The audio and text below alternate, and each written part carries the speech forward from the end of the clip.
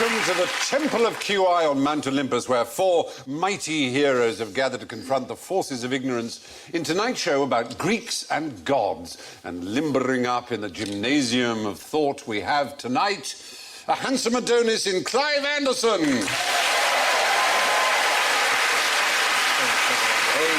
cunning Odysseus, Rich Hall.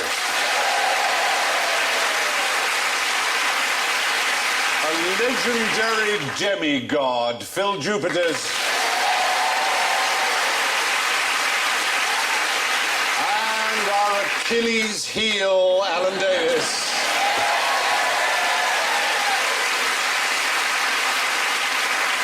And as they should be, their buzzers are all greasy. Clive goes... You'll recognise that as the Greek national anthem. Rich goes...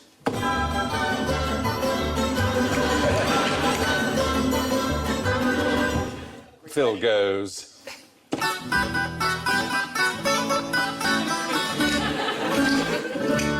And Alan goes... There you are. And now that we're all nicely greased up, here's my first question. You're a wealthy Athenian and you've been invited to sponsor a battleship. How do you get out of it?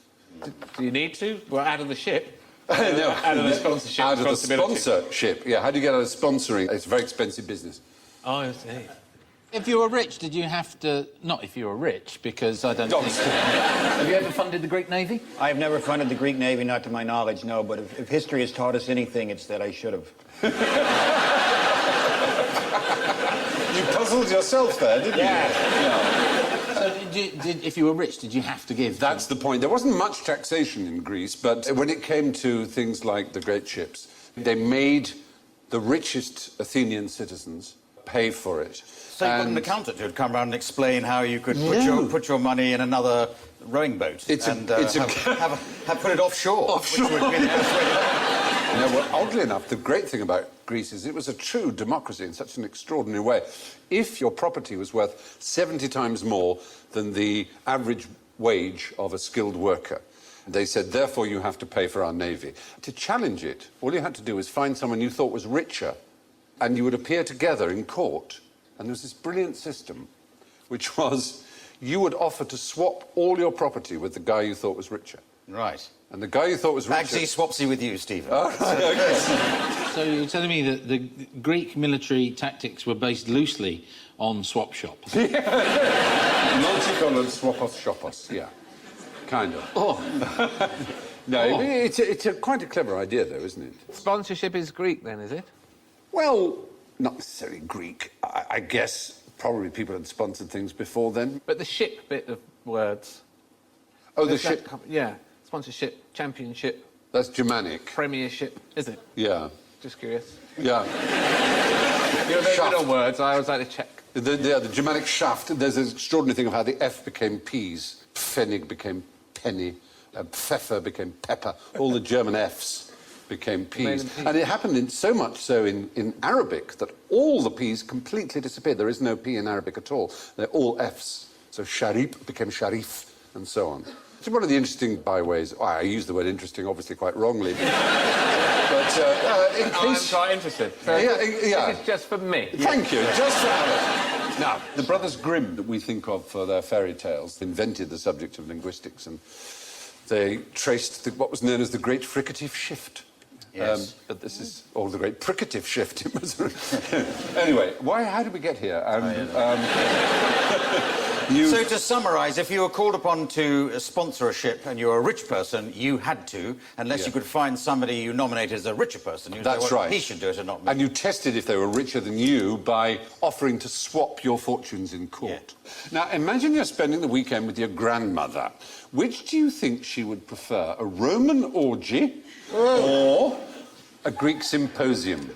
Does this depend on the granny a bit, as to which... Well, it sort of does, but let's assume your granny is... I think symposium is a fun thing, isn't it? So you think a symposium would be... It's a drinking thing, symposium, isn't it, originally? You're quite right. The word symposium, which is now used often to mean sort of like seminar, isn't it? Yeah. People getting together and talking earnestly about intellectual things. And you're going to say that orgy didn't originally mean anything to do with sex or... Well, it did mean a dinner party, but... There was also stuff for kids. you know, in an orgy. I mean, it wasn't all just adults. No, that's right. There was a Petting zoo and... A petting. Anyway, so yes, the perhaps surprising thing is that a Roman orgy tended not to be a particularly wild sexual feast. It was more about the food. It was more about the extravagance of the display. Even emperors like Caligula, they were more famous for having solid gold food and food like fish that was bright blue, so it looked as if it was still in the ocean, and all these kind of really... It was kind of food parties. In these orgies, did they really do that thing of eating so much, then you sort of brought it up again? And then, Oh, the vomitorium. Yeah. Of course, vomitorium is not the right word for that, because a vomitorium is actually an exit from a theatre, where you literally, the people are vomited out. Especially if you just sing Mamma Mia. But the thing we think we know about orgies is, or at least I expect to lose 10 points whenever I say anything I think I know on this programme, but they ate food and then made themselves sick in order that they could carry on eating, getting the pleasure of eating. Now, did they really do that? People definitely did that in pubs when I was growing up. Well, they threw up in order to drink more. Yeah, go outside, be sick on the pavement. Oh, yeah, yeah. Shake their heads like that, go straight back to the bar. Wow. Oh, no, yeah, the tactical chunder. The tactical jump. Totally. Yeah. I feel terrible. I'm going to have to go and have a tactical jump. Go out, come back 5 minutes. Ah, fine now. Well, that makes sense. Makes sense. 12 quid's worth of bitter in the gutter and carry on. Rich is looking bemused, as though what goes on in this country? No, I've seen it. I believe you. I've tried to do it myself, but it just doesn't work the same. No. So it really depends, as I was saying, on what your granny is into, but the point is that orgies were not nearly as debauched as symposia. Now, what should you do if you see a Spartan with a smart new hairdo? There is one. It's slightly Boris Johnson, but it's a Spartan. His collar and cuffs aren't matching. Not sorry. It's a very handily placed scabbard, though. Well, I can see the Painter game will just move that. If you give them a wide berth, do they have their hair cut before combat? I'm going to have to give you all those points. That is exactly right. Yeah. Before the Battle of Thermopylae, the Persians made an enormous mistake, and one of their spies who'd gone to the Spartan camp said, "Oh, they're all the Ned and Nancy boys. I've just seen them perfuming and doing their hair. We're going to win." So, you go anywhere tomorrow, then? Yeah. Oh, yes, I'm going to battle. Oh, that's who you get. Yeah, that's right. all the Persians. Oh, yeah, they're a nasty lot. We should go with... What they Is that over Thermopylae? Is that... Oh, am I supposed to know? Oh, no, I wouldn't tell anybody. What the Persians didn't know is that when the Spartans did their hair, it meant they were fighting to the death. They were prepared to die. They were preparing their bodies for mortal combat. Who's going to notice your haircut anyway when you're running with your junk hanging out like that? I've never been called junk before, but You know, put on some pants before you go into battle. You'd think, some fighting pants, Yeah. the best fighting pants. What else do we know about the Spartans? They're really good in that film, 300. Very erotic. Yes. Quite camp, actually. Very camp. Oddly enough, it could have been camper because in the actual historical fact, those 300 Spartans were accompanied by 700 thespians. Yes. Oh, really? Yeah. Let's do the show here! It ain't half hot, man. Lovely boy, lovely boy.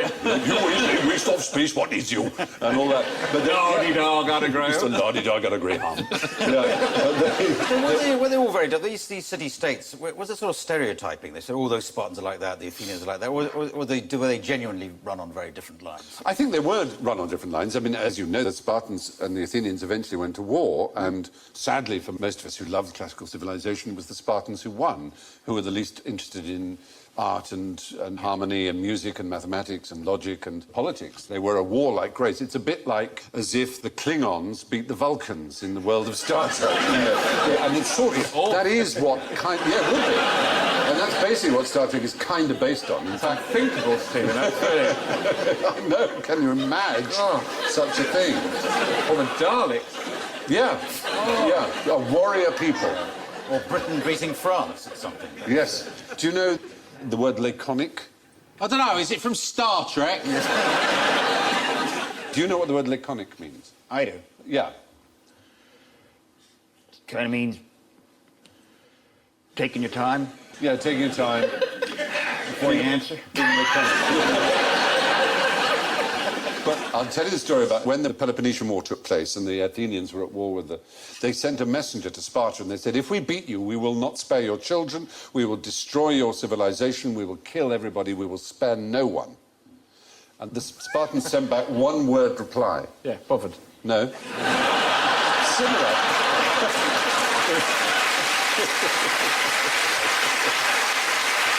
I hate to disagree with the audience, but it was better. It was simply the first word of the message.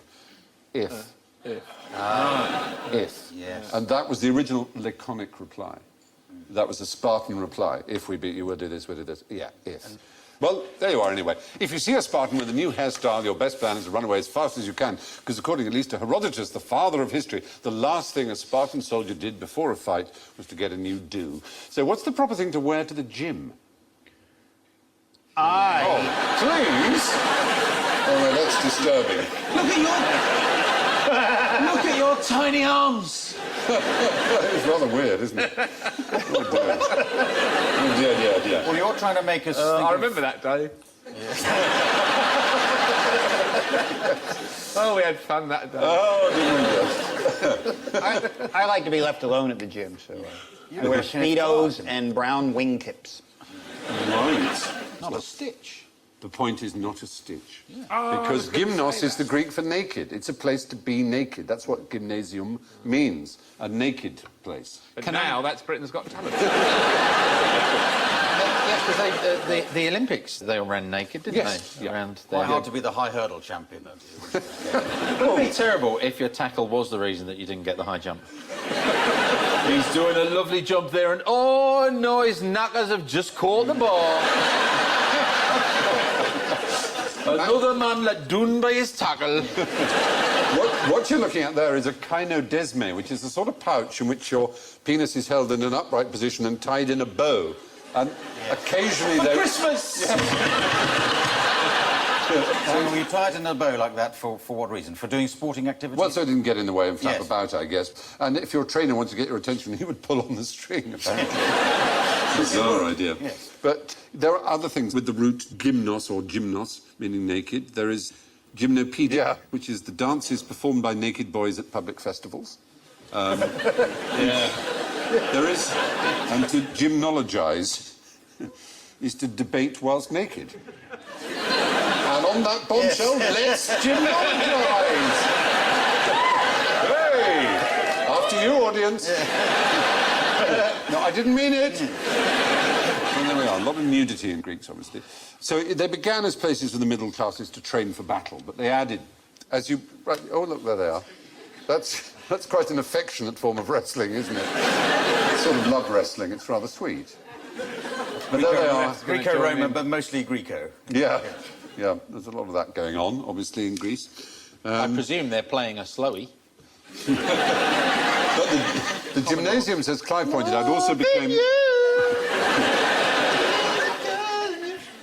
They also became places of education, as Clive pointed out. But the two famous ones were the Academy and the Lyceum. The Academy where Plato taught, and from which we get our word academy, which is now used all the time. It's a nightclub in the N1 Centre. It was named after a Greek hero, Academy, and it was Lyceum was where the Joe Loss band played. It certainly was as a theatre now, and it's used all the time. And the French lycée, meaning a school, is from the same root. So it's extraordinary how so many of our common words come from things like that. So a gymnasium was an academy. The so Odeon, in fact, the Odeon was a cinema in ancient Greece. yeah, you'd think it should be, shouldn't it? But actually, do you know what its origin actually is? Oh, I've no idea. Anyone in the audience know? Oscar Deutsch. Very good, 10 points in the... Oscar Deutsch, who was the founder of the Odeon chain. OD were his initials, Odeon. Very well done, audience. Round of applause for that guy, yeah. Very good. Oscar Deutsch. What happens in this game if someone in the audience wins? This has happened. It has happened. before. They take their clothes off and they parade all around here. Yep. So there we are, very good. So to the ancient Greeks, a gymnasium or gymnasium was a place to get naked, though in practice they like to wear a bit of support when working out. Now, name the event in which Baron de Coubertin won his own Olympic medal. Who was Baron de Coubertin? Was he the one who reinvented the Olympic Games? Yeah, he's known as the father of the modern Olympic movement. Yeah. And so he obviously set up one event that he's the only person who did, so that he could win it. To give him credit, he did it anonymously. Ah. So that's why he's wearing a false moustache. How many events can you enter anonymously? Not too many, I suppose. Exactly. But, so it's got to be something when you're hidden. You don't need to be seen. It's a race between pantomime horses, and he was the back end of one of the winning horse. It's not as absurd as it sounds. I mean, there were some really odd Olympic events at the beginning. You're completely hidden? Well... Tunnelling. Yes, Olympic tunnelling. You're thinking of physical things, aren't you? But the Olympic Games was wider than that. So, essay writing or poem composing. Poem is the answer. Ah. He won the gold medal for poetry. Excellent. Shut up! Oh, you think that's weird? All the way up to 1948, there was a gold medal for town planning in the Olympics. Won by Milton Keynes. Lost by Milton Keynes, you would imagine. But no, there were all kinds of artistic categories. There was sculpture, music, painting, literature. Sculpture. And look at him go! The young Greek.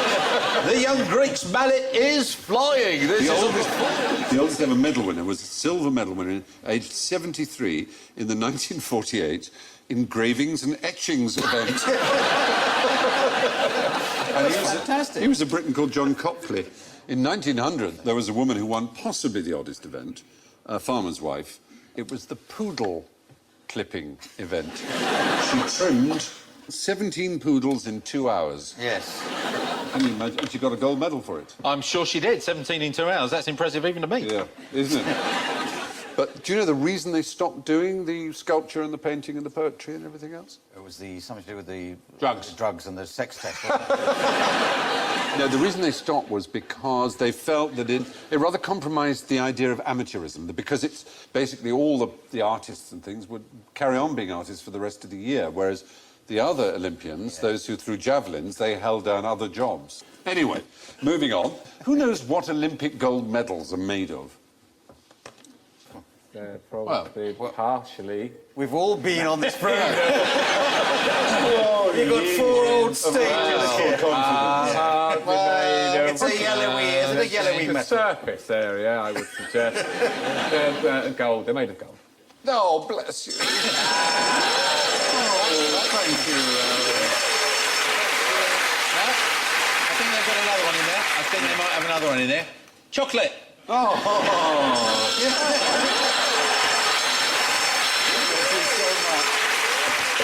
How did you know? Oh, hang on, are you telling me then you put all that effort in training and you win an Olympic gold medal, you take it home and you think, well, I can always melt that down and, you know, there's a pension for me and it's not You can even still melt gold. it down. It's still made of a precious metal. I know, but if it says gold medal, you It must be gold. It's gold in colour. There is a very Gold small amount leaf of gold. on the top. It has to be 92.5% at least silver. Oh, I'm determined to get an Olympic gold medal now and I get to sue them. They should make the bronze. They should make the Demanding bronze. gold. The last ones made entirely of gold were in 1912. But you think bronze? Should be made out of lead. Because then whoever's third is just... Why are they so big? If they made them a bit smaller, then No, they they're could not make them out of actual gold. size, Clive. No, have you ever seen them, like huge medallions? But if They're they not made as them big as the tiny, Jim they will could- fix it. Oh, well, John, you've won the 100 metres. Isn't it? Oh, jewellery. So they're silver medals. They're mostly made of Just silver, coloured in but it. with a small amount of gold, 6 grams of gold, usually. Yes. But imagine that there were 18-carat gold. How much would each one cost? Oh, 18 carats, no. 6 grams of 18-carat gold. No, imagine that they weren't still made whole of thing. gold. The Still whole made of thing gold. was What made they cost? of 18-carat gold. Well, are we doing it at the current rate Current or prices. the rate that gold was sold off by the Prime Minister 10 years ago? Please, not that. How much is gold? £5,000 each? No, 3,000. Oh. Not bad, not bad. £3,000. That would be 1.5 million over the course of the competition, which you might think was worthwhile, that it was worthwhile considering how much they cost. Yes. The Olympic Games, 1.5 million is a small proportion of them if you were actually to reward your gold medalists with real gold. Anyway, why would you bite, panelistas, why would you bite a gold coin? To check it's real. Yeah, and what would it tell you? It was Oh, well. not real. What would tell you it's not real? Because if it's gold, you can bite right through it, because it's the same texture as chocolate. That's why they're often easier. It is. It's malleable, and if Gold. So the point is, You real couldn't gold leave should tooth leave a marks. tooth mark or not leave a tooth mark? Real Should, gold, yeah. real. It would leave a 22 tooth and mark. No, above. I mean a should gold dent. coin, like a sovereign, It should a gold, dent. old gold sovereign or a guinea. It should give. There should be some give in a gold coin.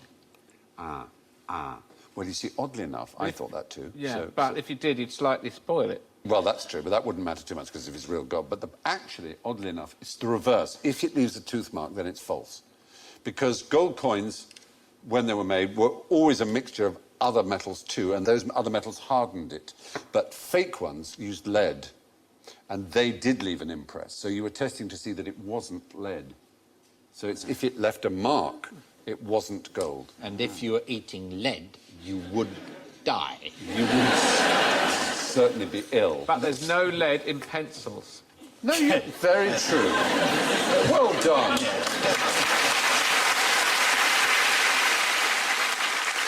I've been told that all the gold that exists in the world could be put into this room if it was compressed into a cube. Well, most probably. Only 161,000 tons of gold has ever been mined in all human history, it's calculated, and the large proportion of that in the last 50 years.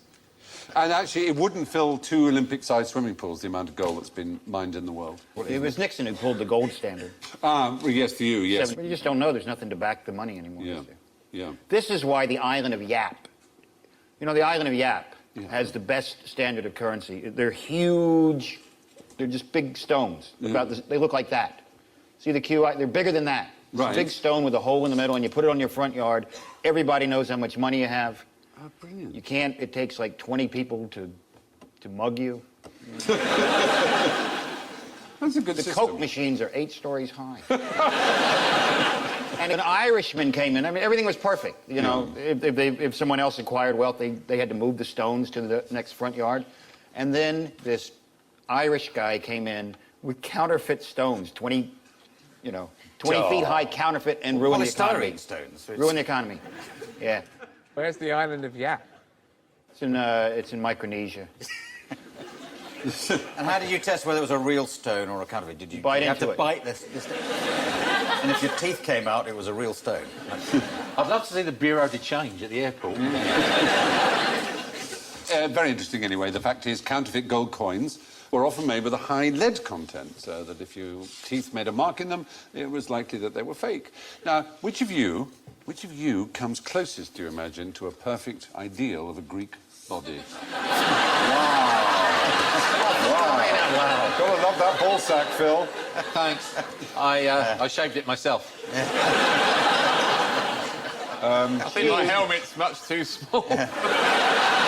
Oddly enough, oddly enough, Phil. And that's I that know. thing on my head. No, actually, seriously, Phil, I want you to show me your helmet. I happen to know Phil has got a helmet that you can show me. Go on. Wow, that is fabulous. Do you want to show the camera now? Look at that. He's got a helmet. Tattoo. That is a Greek helmet, isn't it? Can you see that close up, ladies and gentlemen? Rather fine. You've got a Greek helmet tattooed. Yeah. And oddly enough, by one of those weird coincidences, the wrist is at the heart of this question. Bizarrely. We're talking about the Greek ideal, and we all think of the phrase a Greek god and whatever. But what is a Greek ideal? And it seems that it's all based on the wrist. You each gave us your wrist measurements. So we've worked out, according to this apparently official Greek proportion ideal. Now, Phil, you've got a wrist of 8 inches. You've got the longest wrist of anyone. And there is a thing about wrists that I won't go into. But anyway, yours is an 8-inch wrist. Say that again? Yeah. You should have a 28-inch thigh. You've only got a 23-inch thigh. Your thighs are too small. My thighs are fabulous. I know they're fabulous. A little too small. Your neck is absolutely perfect. It's 19 inches, is exactly what it should be according to an 8-inch. It should be twice the circumference of your wrist. All the rest of you, Rich and Alan and Clive, have got 7-inch wrists. And according to the Greek ideal, you should have a 17-inch bicep as well. Yours is 12.5, Alan. Actually, the one closest to a Greek ideal is Clive Anderson. Oh, thank you. There you are.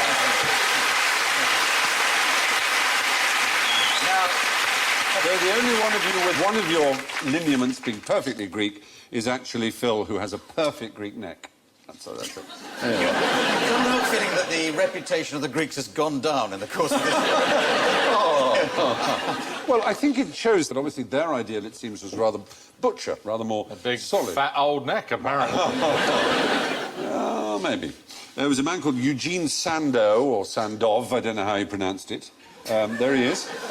He was the first of the famous bodybuilders we had. Obviously, Charles Atlas and Arnold Schwarzenegger and many others. He had a very nasty accident earlier in life. He did. Well, he had a very nasty accident about 5 seconds after that picture was taken. He was trying to lift that column.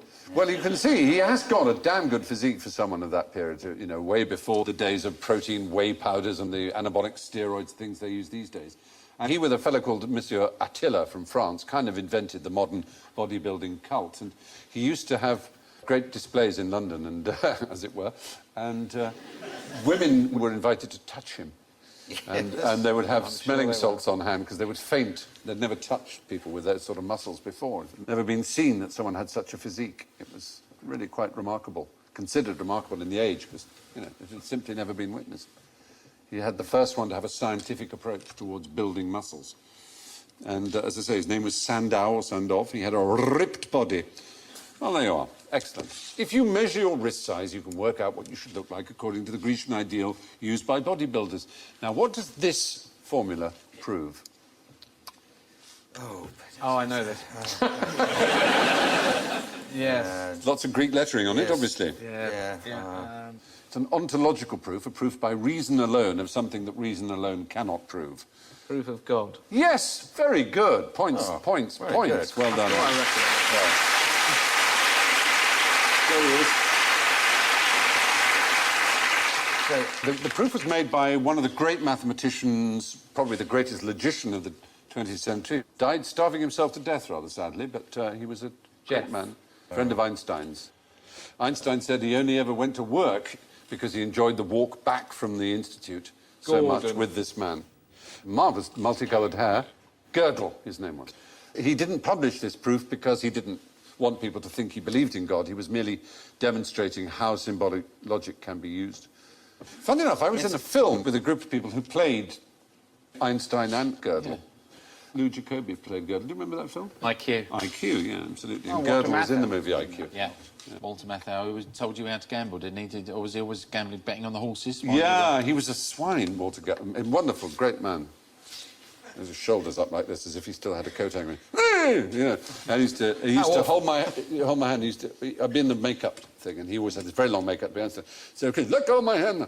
Will you let go of my hand? Jesus Christ! He used to tell me horses to bet on, and I'd come back and go, Christ, I lost $50 on the Saratoga or whatever. He said, you bet on that horse? Why? I said, well, you told me to. You idiot! Then the next time he said, no, this horse you've got to bet on. I said, well, last time I was in here. No, this one you bet on. And I said, well, I lost $100 this time. I said, you fool! It was just strange man. Anyway, terrific.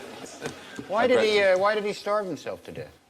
I have a formula right here. Yeah. B plus L plus T means that you don't starve to death. Yay! If only he had known that. Proof of a I think sandwich. the really sad reason was because he was slightly loopy. He had paranoid fantasies of being poisoned, and the only person he trusted to taste his food for him was his wife. And his wife, for a long period, was in hospital, so he didn't eat. Well, she was in hospital because she was eating all this poison over Well, the years. maybe. So, yes, Kurt Gödel used modal logic to prove conclusively that God exists, though even he wasn't really convinced by the conclusion. That's human life accounted for, but how could sewage be used to create alien life? Sewage. To create alien life? Yeah. So sewage from another planet may be arriving here, is that... Well, yes, or our sewage. Our astronauts jettisoned their doings into space. Yes. There is an enormous amount of human poop up now in the solar system, orbiting the Earth. In fact, there's a film of human feces on most space junk. So they just eject it. They don't bring it back with them like in a plastic bag, like you might with a dog or something. They may do occasionally, but a lot of it is simply jettisoned. Yeah. They're just inconsiderate. And Could be Arthur other C. people. Clarke there had this theory of toilets of the gods. It was an article he wrote. Suggested that maybe even our life form, as you might have suggested, was descended from poo from another civilization. We are descended from poo. He said that's possible. It's a humbling thought. We may have arisen from dumped sewage. This is Arthur C. Krapp's opinion, Yeah. wasn't it? Yeah. His idea came about when space scientists looked at junk in Earth's orbit and saw much of it was covered in a film of fecal matter attributed to astronauts' sloppy sanitation. You now have space debris lawyers. Do you? Yeah. Lawyers who specialise in space junk. Why do you think they'd be needed? In case someone's junk hits someone else's junk? Yeah. Basically, you put up a $300 million satellite and even a small amount of junk hits it, it can absolutely destroy it. Neil Armstrong's number 2 from 1969. Well, exactly. So basically, the reason they keep going up to the Hubble is just to wet off the legs. I think that may be the case. They're not telling us that. Exactly. So they spend millions of pounds just to go out there with a squeegee and just... I think Why don't they leave a bloke up there? You'd think. With some wet wipes. Because he'd be producing more and more rubbish along You're the way. quite right. And he taps on your window. Pound. Yeah. I didn't ask you to do it, so I'm not giving you any money. People who put the wipers on to try and stop. So these are space lawyers, right? They're like ambulance chasers, only they have rockets to take them up there. Is that what you're saying? No, not really, no. No. But there you are. It's an extraordinary thought, isn't it? Reasonably extraordinary. Extraordinary enough, I hope, for our purposes. We only call ourselves quite interesting. We don't call ourselves astonishing. Right. Good. So human waste could be the beginning of life on other planets. In fact, Arthur C. Clarke suggested we might all have developed from alien sewage. Anyway, brace yourselves now as we rashly prise open the Pandora's box of general ignorance. So fingers, please, on buttons. You've just seen a meteorite crash down on Earth. Why should you not touch it with your bare hands? Why, it's greased lightning. There. Too hot? No, not too hot.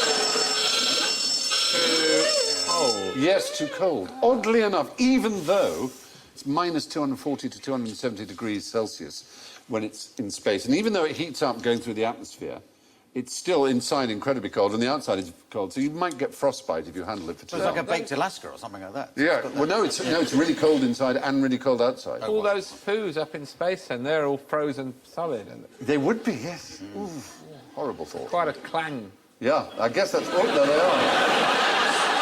Around 50,000 meteorites larger than 20 grams fall from space to Earth every year. 50,000, quite a lot. A hell of a lot. But most of them are lost At sea. at sea, because two-thirds of the planet is sea. But more have been found on which continent than any other? Australia. No. Antarctica. Yay, Antarctica, yes. Because they're attracted by the cold. They're homing instinct. It's a bit tough on the penguins, really. How many deaths have been recorded by meteorite strikes? Oh, yeah, that's the penguin. That's why I always stand up, because it's less of a surface area. Don't touch that, it's freezing. Oh, that'd be ridiculous. 3. None reported. No. No. A dog was reportedly killed by one in Egypt in 1911, but no human deaths. Boy was hit but not seriously injured in Uganda, 92. Hit by a meteorite that fell out of space. It's freezing cold and not seriously injured. What are they made of? Never Well, mind. Just carry on. Oh, it killed the dog. There, that's a backlit meteorite. They've got holes in, as you can see. It's rather splendid. That isn't poor person's hand is now welded to it by the cold. it? I guess it's been allowed to chambre. I guess it has its now equalised its temperature with Earth. A chambrade meteorite. Go bring it down. Best served at room temperature. Always serve your meteorites. I think so. I think that's right. Anyway, what happens the instant you get sucked into a vacuum? You die. Well, Why, it's greased lightning. You die instantly from asphyxiation. Oh, Alan. a vacuum. If a human being were to be inside a vacuum, you wouldn't die instantly. I mean, you wouldn't last long, obviously, because there's no air. But it wouldn't be any worse than being in, like, Belgium. Or Watford. How long will we get then in this vacuum if Depends how much air you'd breathed in just before you... Oh, no, I'm now basing an answer on something I saw in a science fiction film. Breathe out, you exhale. You're right. You shouldn't hold your breath. But having breathed out, are we talking seconds, minutes, hours, minutes? Yeah, clearly not hours. You can't survive hours without air. Yeah. Well, gas escaping from your body would make you simultaneously defecate, projectile vomit, and urinate. But without... Just like an astronaut. That, yes. But I bet they've done it with small mammals in labs. I fear they probably have done experiments, and that's how we See what know. happened. I'm God, afraid put a that's how we bloody know. cat in there. Experiments with animals. You can survive with no appreciable long-term problems for a couple of minutes. The first Really, sensation what would you will be do the at that time? Well, quite. The first sensation will be the moisture in your tongue boiling. The loss of taste may continue for days. They have had accidents involving humans. That's how they know. So it's like having a very, very strong curry. If you like. Tongue boils and then all your innards fall out. Yeah. Basically, it's a kind of vindaloo. A vacuum loo. Yeah, it's pretty unpleasant. I mean, avoid it if you see one of those things. Avoid vacuum. Don't go in. What an idiot he was. Bless. Various experiments and accidents have shown that people can actually survive in a vacuum for a couple of minutes at any rate. Which country has weekly news broadcasts in Latin? Untii Latini. The Vatican City would have that. Vatican City, eh? Well, it's going well tonight. It's going very well, isn't it? Do we? No, we don't. Channel 5 do them in Pig Latin every couple of weeks for a laugh. And Aune, the headlines hey. Udete, the I'm Minister pray. It's a 5-minute Latin news bulletin once a week at 5 to 2 in the afternoon every Friday. Then again on local radio in Helsinki. Finland. Thank you. So, yeah, it's in Finland. Why do they do that? Well, there's no... I thought you were going to say they were broadcasting it into space. Oh, that's... You know, one of those things where in case aliens are going, hang on a minute, that sounds familiar. We stopped speaking that years ago, didn't we, when we left that god-awful planet So with this all is the like Greeks on it. This is an educational thing, is it? No, not particularly. Radio Bremen in Germany also carries 4.5 minutes of news per month in Latin. They're the only two, as far as we know. More people outside Finland understand Latin than understand Finnish. So that's the reason for it. It doesn't really make much sense. There is also a Finnish musician called Jukka Amont, who's recorded several albums in Latin, including some Elvis covers. So you can tell me, what is Nunc hic aut numquam? Are you lonesome tonight? No. You ain't nothing. Nunc hic aut numquam. It's now or never. Now or never. Cor lignium. Jailhouse Rock. Wooden heart. Thank you, Wooden Heart. Very good. And tenere me ama. Love me tender. Tender. Love me tender. Love me tender. There you are, exactly. Isn't that I pleasing? wasn't demanding that you love me tender, Rich. You can relax. You can stand down. You can be as rough as you like. Excellent. You know you're going to have a symposium. Excellent. For some reason, Finland has a radio station which broadcasts the news in Latin, as does Bremen. Now, what are you most likely to see thrown at the end of a Greek meal? Plate.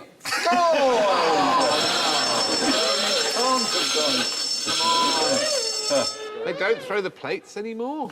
No, they don't, for health and safety reasons. What else? There used to be I can't remember where I was on holiday, but there were two restaurants, and one there was plate throwing, and one there wasn't. Camden, That was the main. It was the main choice you made of an evening: plate throwing Should we or go- not plate throwing. And you would sit in the quiet one, having a nice quiet meal, and you could about 10:30 you could hear them kick off with the one. It must be fantastic for the Greek plate constructing industry, the potteries of Greece. It was fantastic. Get through a new set every night. They're mainly seconds.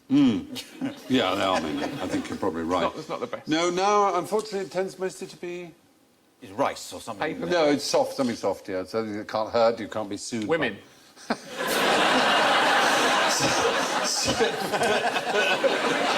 Oh, I don't know where to begin with that one. Something you can't Not be the best sued... women, obviously, the seconds. Yeah. Bless you. Heaven bless the child. Women come from miles around to be thrown around in the restaurant. And even the women were smashed. Now, so what are we throwing? Now, is it like confetti or rice or stuff like that? Flowers, or just very good. Flowers. Well done, Oh, I Phil. bet the old Greek men really hate that. Yeah.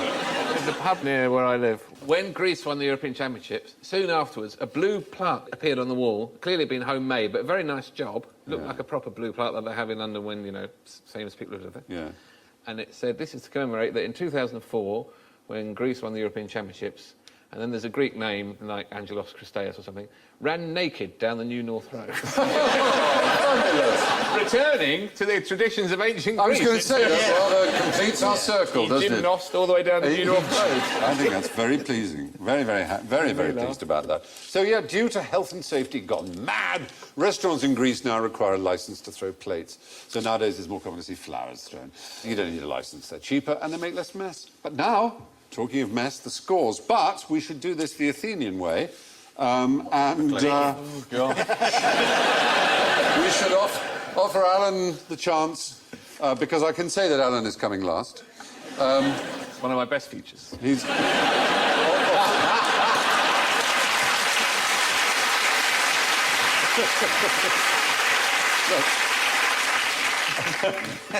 We can offer you the chance. You mean when you're bringing up the rear? That's very Greek. Who would you like to swap with? The audience. That's very good, because the audience are doing rather well, aren't they? They haven't had any forfeits. I will allow you to swap if you will tell me what it was that got the audience their 10 points. What was shouted? No help.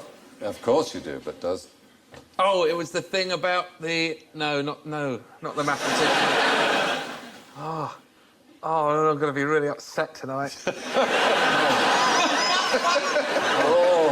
As soon as you tell me, I'm going to be really... 5, 4, 3, 2, 1, 0. The audience will shout it out. 1, 2, 3.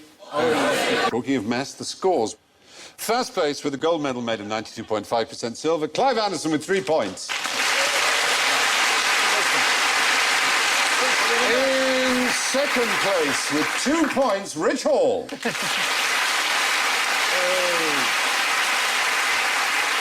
In third place with -5, Phil Jupiters.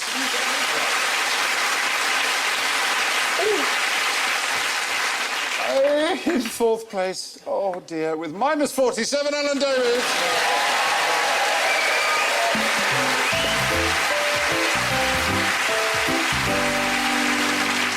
Good night from QI and from Phil, Rich, Clive, Alan and me. And finally, there's a story of a Greek and Italian who were having an argument over the age-old question of who had the superior culture. And the Greek said proudly, we have the Parthenon.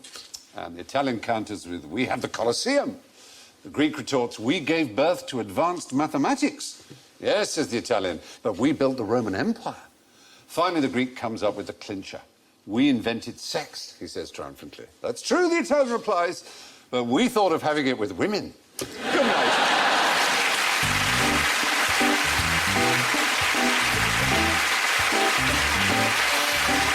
Our 5 days of mystery are almost over. Laurie's search for the truth comes to a